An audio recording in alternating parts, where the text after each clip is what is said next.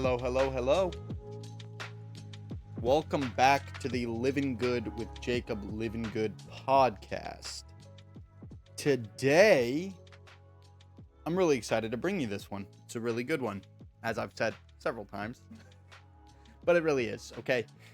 Today, I want to talk about the process of success and specifically what it takes, what it requires of you. And this is nuanced a little bit, but what we're talking about here is that success requires identity level change.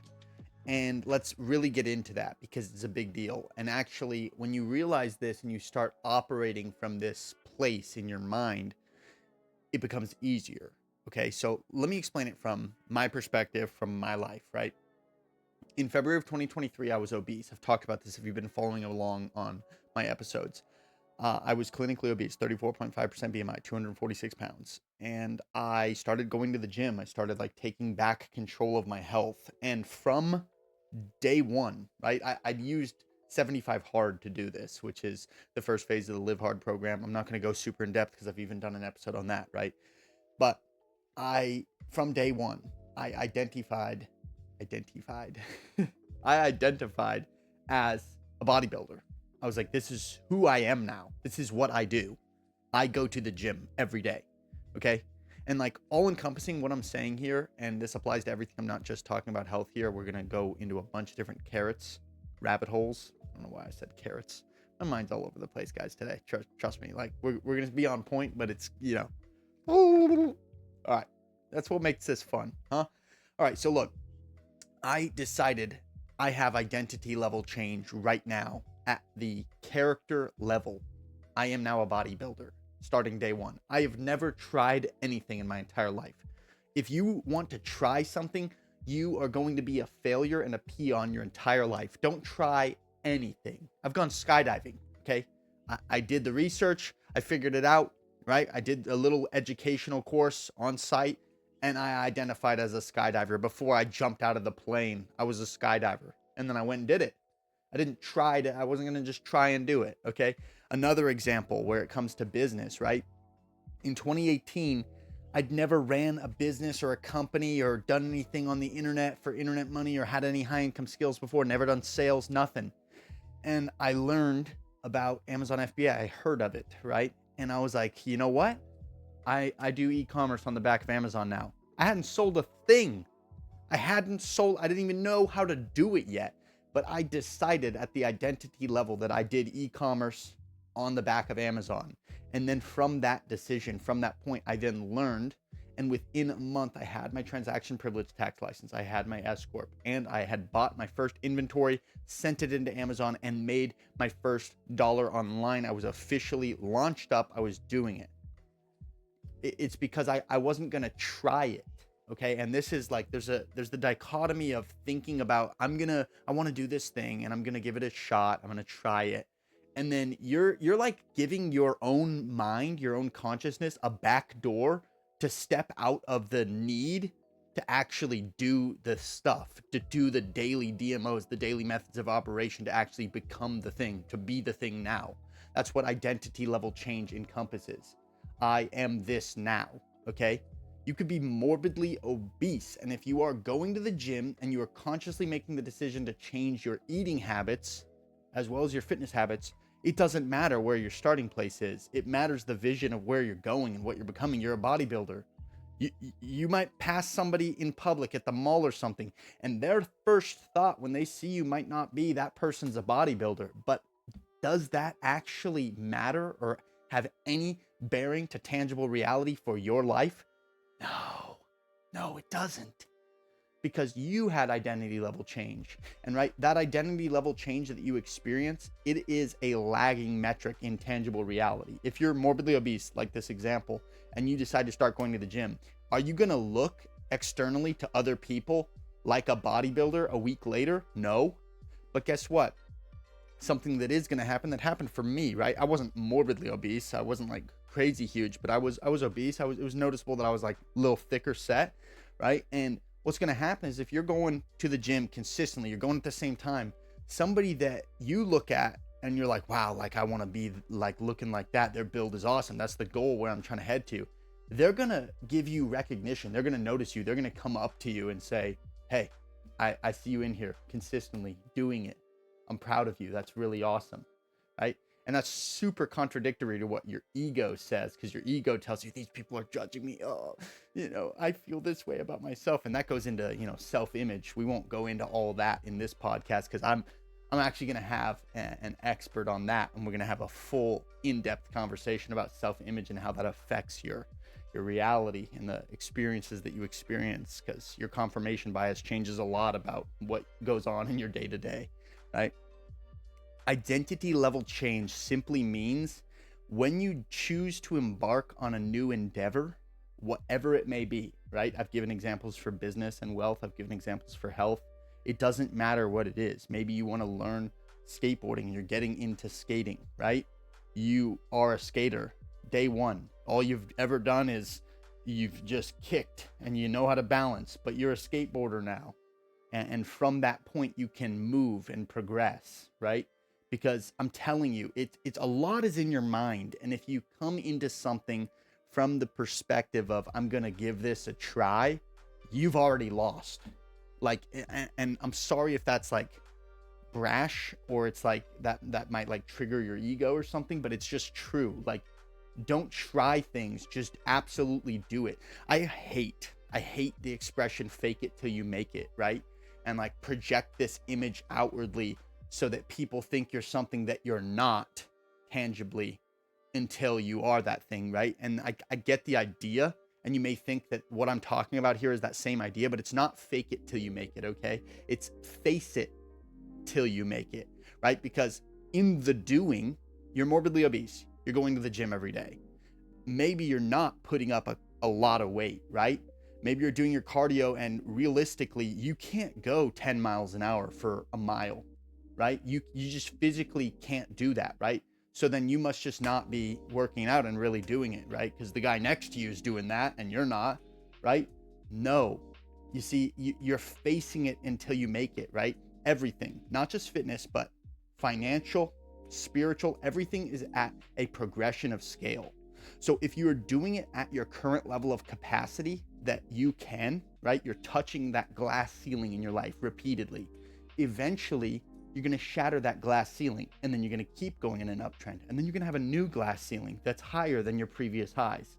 Are you seeing the analogy I'm making? Right? And that wouldn't happen if you're just going to try something.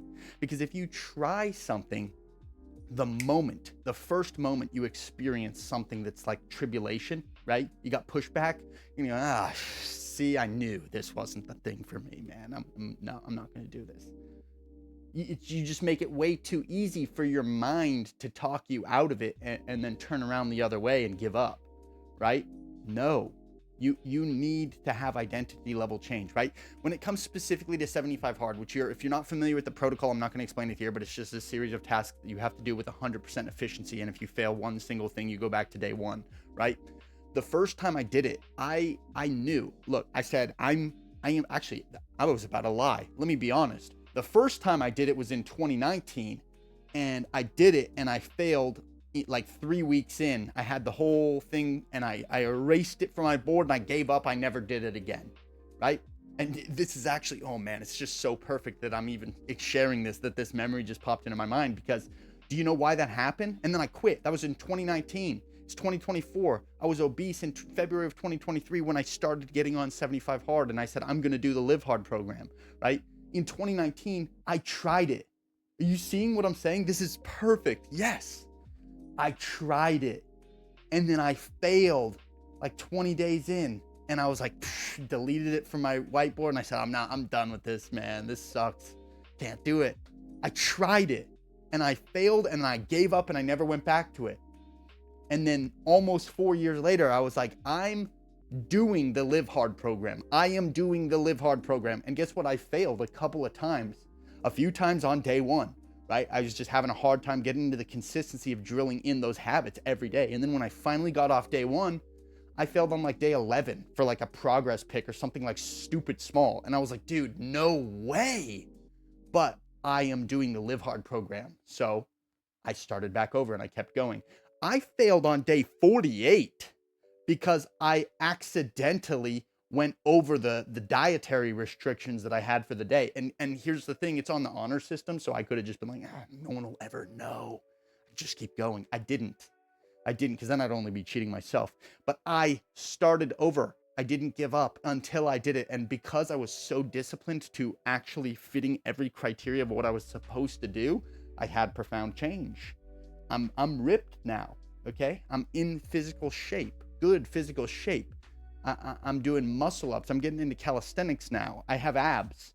I used to have flabs. Now I have abs, okay? We're still on the health, but I talked about wealth, but like this goes to anything, right? Skating. It goes to learning UI, UX design. It goes to, whatever it is that you want to do. It doesn't even matter. Short form content creation. If you want to get into being a TikToker and building a personal brand, okay? You're a TikToker. But Jake, I have 5 followers and 2 of them are my mom and my sister. Doesn't matter. You are a TikToker now. Okay. You do short form media. You're a digital brand. You have a media empire. I don't care if your media empire has 5 followers collectively across all social platforms. You have a media empire. You've just decided today that you are a media empire. So act like it. Right? And that goes back to inputs versus outputs, input focus versus output driven, right? The results aren't what's going to get you there. Okay. The inputs, the things that you can control and do on a daily basis are what gets you there and what makes you that.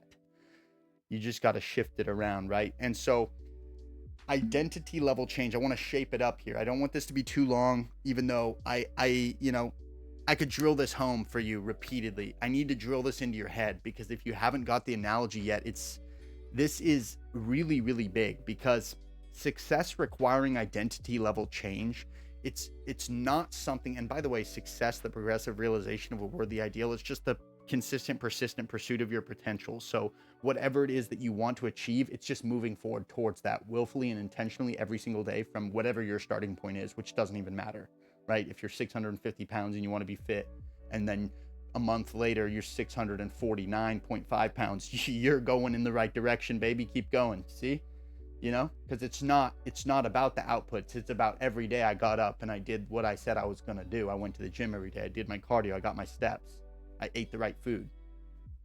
So success requiring identity level change allows you, I'm not going to use the word because I'm trying to refine my vocabulary. But it's the B word, right? The boss voice and then the, B voice. Okay. So this is how Andy Frisella refers to it as, and the female dog voice. You're following, you're tracking, you know what I'm saying? But so like we each have in our mind those two, right? The higher self, the lower self, God, Satan, however you want to encompass it, right?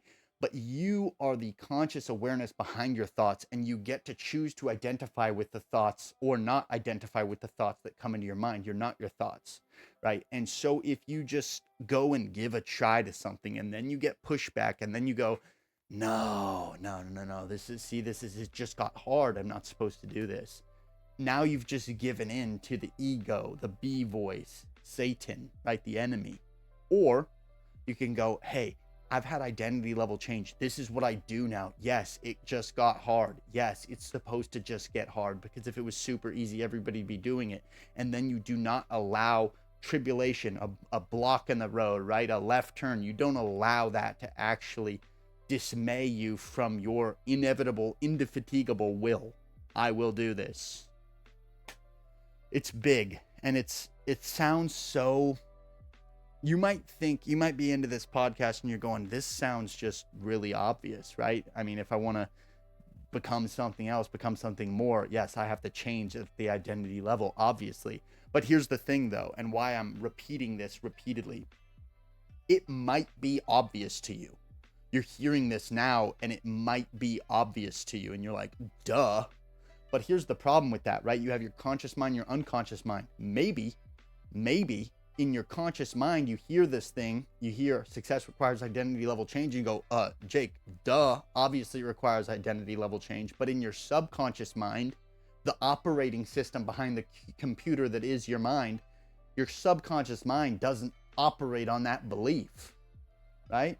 So even if your conscious mind is well aware of this information, if your subconscious mind isn't operating on this belief, you're not going to have it, right? And because you're not operating on that belief, you're not having real identity level change when you try something new. You give it a shot, you try it, and then you fail, or you come to a roadblock and you go, I'm turning back around. This isn't for me, clearly. Am I hitting something? Is this ringing a bell for you? Because it's interesting, because I taught a couple of people a couple of things, right? I've had some students, and it's interesting because, for example, right, I'll share a social media thing that there's this specific thing, and it's happened in e-commerce too. I'll share something, I'll teach my students these things, and then a while later they'll loop back to me and they'll share a little nugget, a little thing about their process that's like a basic thing that I knew about, right? I taught it to them initially, and then they started executing on it, and it had fallen between the cracks for me. And when I heard it again from them, it was like a light bulb moment, and I was like, oh, wow, right? And that happens. Like, you never get too big for your britches, man.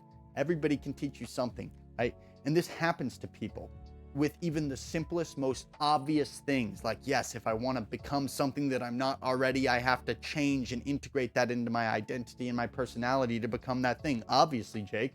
Yes, obviously. But are you doing it though? Woo! Anyways, success requires identity level change. I hope this allowed you to think about something. I hope listening to my podcast episodes, largely centered around business development, personal development, and we have some, hard skills in here, like tactical knowledge. And we are going to be having more interviews with subject matter experts in their field from my warm network. It's going to be really awesome. But I hope listening to this podcast actually inspires you to make effective, positive change in your life towards a meaningful specific of something that you want to do, have, or become.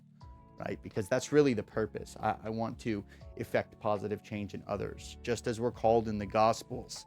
I want to render useful service to my fellow man. And the last 8 years of my life have been dedicated to business development, building companies, building myself, reading books. I've got a library right here in my room, right? Building my body, right? In the most recent years. Like, I am just trying to be the example outwardly to the world of what it means to be a meaningful specific and build a lifestyle that most people only dream of, like a 1% lifestyle. And that's what I'm building. And I'm laying the footwork, I'm laying the track. Watch me. You can go look back at 8 years over my content, see what I've been doing at the scale that I've been doing it. And I'm always talking about it. I'm leaving the success leaves clues. I'm leaving spark notes about everything that I did the whole way along, so that hopefully I can inspire someone else to go, you know what, I'm working this job that I really don't love, but it's paying the bills, but I really do love this thing over here that I'm really passionate about. And I think I'm going to jump, and I think I'm going to go for it and turn that into something that I can do for a full-time living, because Jake did it, so I can do it. That's what I hope for you. So I hope you have a beautiful, wonderful, blessed day. Keep going, keep glowing, keep growing. I don't even know the sayings, right? I don't even really have catchphrases yet. I don't even really have an intro. This is just a passion project, man. I got to do a podcast, and I am doing a podcast, right? Because, wow, we'll wrap it up with that, right? Like, when I started this podcast, literally less than a month ago, here's the thing with that, right? Like, I had already guest featured on well over 80 podcasts, spoken on stages at conferences with 5,000 people. It's like public speaking, something that I one, have a passion for, and two, have already done at a large scale often. And people always told me, dude, you gotta launch a podcast, man. And I never did it. And I was like, what? Well, why haven't I? And then it was on my New Year's resolutions this year for 2024. And then I found out late September, diving deep into my own mind, that it was like I was allowing procrastination to seep in and slow me down. So I was like, I'm just going to start now. It's going to be ugly. I'm just going to start. I'm a podcaster now. And I pumped out 17 episodes in like 10 days. And like, I got 6,000 impressions, which is absolutely insane. I ranked number 3 in Barbados in the world in my first 15 days. Like, I identify as a podcaster now, and I've done this is, I don't know, episode 18 or maybe 19 or something of my own personal podcast. Like, I just decided I'm now a podcaster, and then I started executing on that belief. It goes so right in line with this topic, right? Oof. Anyways, I hope you have a beautiful day. See you guys.